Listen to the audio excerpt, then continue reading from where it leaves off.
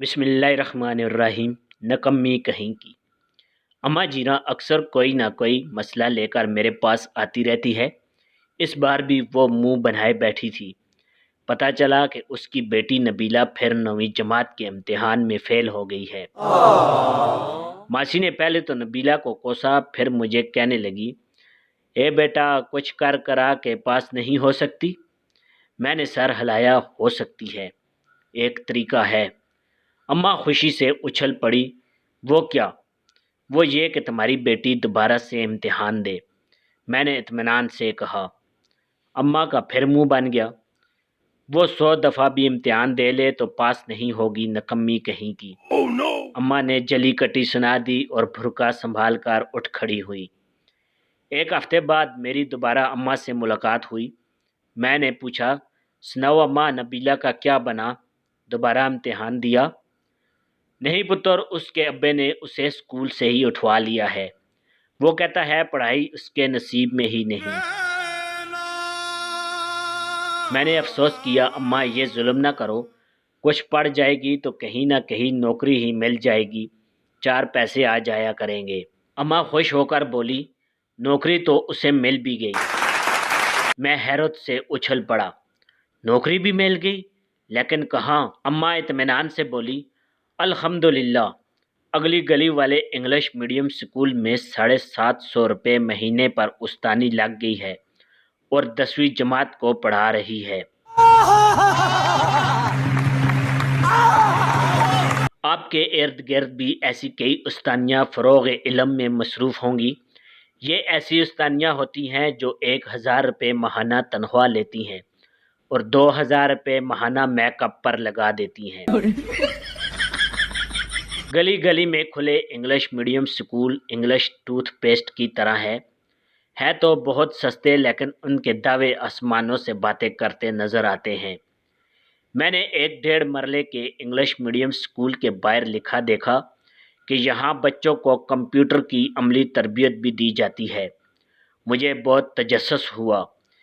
میں نے پرنسپل صاحبہ سے پوچھا کہ کمپیوٹر ہے کہاں؟ وہ مجھے بڑے فخر سے سیڑھیوں کے نیچے بنی کمپیوٹر لیب میں لے آئیں، جہاں سی پی یو کے بغیر صرف ایک مانیٹر پڑا تھا۔ چونکہ کمپیوٹر کے متعلق میری معلومات بھی چنگیز خان جتنی ہے، لہٰذا میں نے تعریفی نظروں سے مانیٹر کی طرف دیکھا اور مرحوب ہو کر پوچھا، میڈم کیا یہ پینٹی M4 ہے؟ وہ کچھ دیر سوچتی رہی، پھر اٹھلا کر بولی، نہیں نہیں، یہ تو پینٹی M7 ہے۔ میں نے مزید متاثر ہو کر پوچھا، بچوں کو اس کی عملی تربیت کیسے دی جاتی ہے؟ وہ اطمینان سے بولی، پہلے تو 2 ماہ تک بچوں کو یقین دلایا جاتا ہے کہ یہی کمپیوٹر ہے، پھر 2 ماہ تک انہیں بتایا جاتا ہے کہ یہ بجلی سے چلتا ہے، پھر اگلے 2 ماہ تک انہیں بتایا جاتا ہے کہ اگر بجلی چلی جائے تو یہ نہیں چلتا، پھر اگلے 2 ماہ تک انہیں بتایا جاتا ہے کہ دوبارہ بجلی آنے پر یہ دوبارہ چل پڑتا ہے، پھر اگلے 2 ماہ تک انہیں بتایا جاتا ہے کہ اگر یہ زمین پر گرے تو ٹوٹ بھی سکتا ہے، پھر اگلے 2 ماہ تک انہیں بتایا جاتا ہے کہ اگر یہ زمین پر نہ گرے تو بالکل نہیں ٹوٹتا، پھر اگلے 2 ماہ تک انہیں بتایا جاتا ہے کہ انہوں نے کمپیوٹر سیکھ لیا ہے، پھر اگلے 2 ماہ کے بعد انہیں سرٹیفکیٹ جاری کر دیا جاتا ہے۔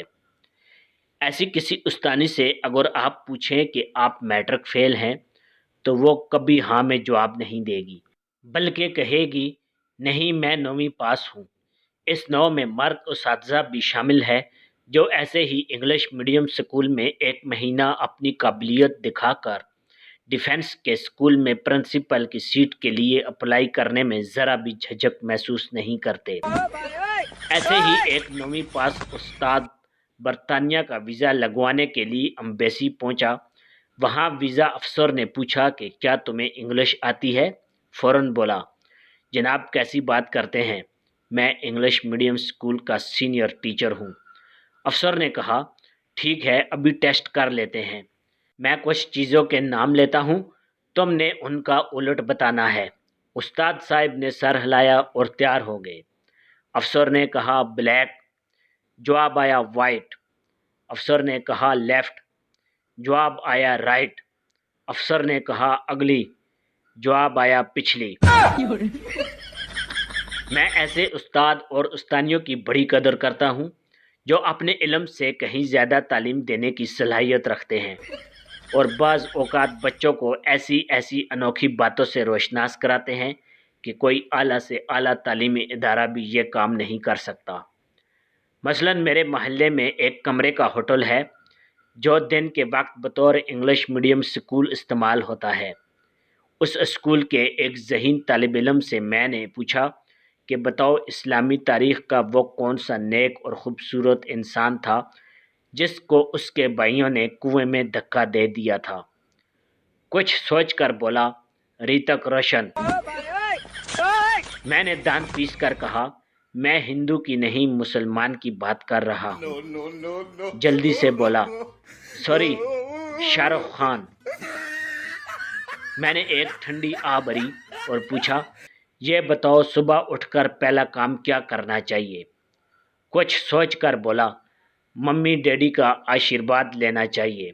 मैंने गहरा सांस लेकर उसके सर पर हाथ फेरा और अपने मुंह पर थप्पड़ दे मारा।